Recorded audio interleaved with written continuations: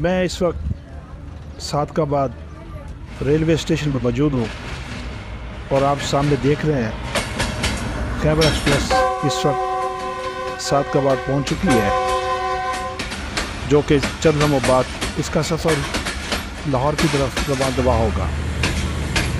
صادقآباد کا یہ railway station بہت ہی پرانا اور یہیں سے صادقآباد شہر کا آغاز ہوتا ہے اور یہ شہر یہاں سے پھیلتا ہوا اب ایک بہت بڑی آبادی بن چکا ہے۔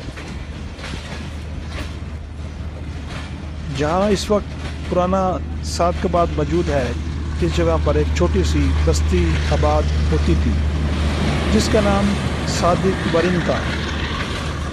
صادقآباد میں ورن قوم اچھی خاصی آباد ہے، بلکہ ریلوے لائن کے دونوں جانب ورن قوم کی کئی بستیاں آج بھی موجود ہیں، جو اس بات کی دلیل ہے کہ واقعی پرانا صادقآباد کے مقام پر بستی صادق ورن موجود تھی، جو کہ ریلوے کے آنے تک موجود رہی۔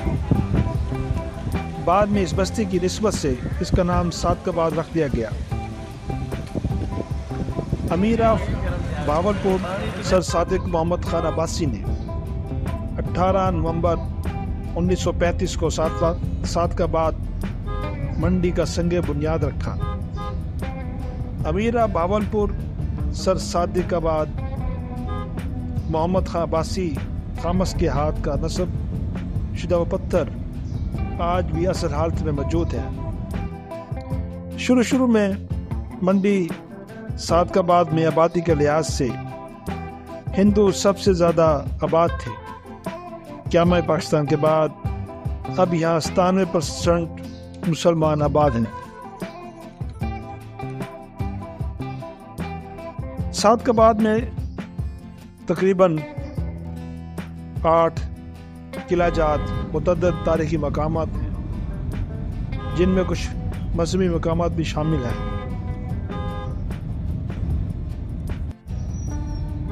جبکہ مزارات کی کثیر تعداد بھی موجود ہے۔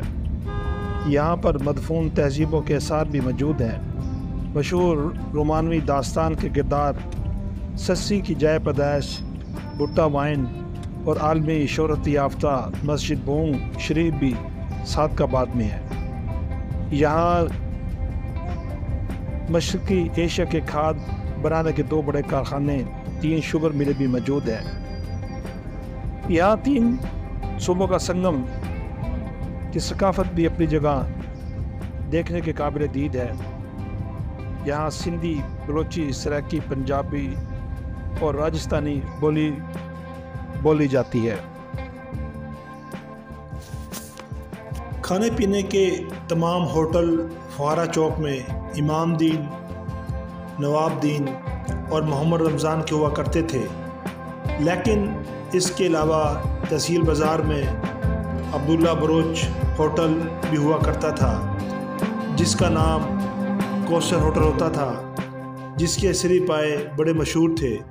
بعد ازاں قیام پاکستان کے بعد صادق پارک کے مغرب کی جانب ایک بڑا صاف ستھرا ہوٹل بنا، جس کے مالک کا نام محمد کفیل دروغہ تھا، جس نے پہلی دفعہ گراموفون کو ہوٹل پر بجایا اور بڑی دھوم مچائی۔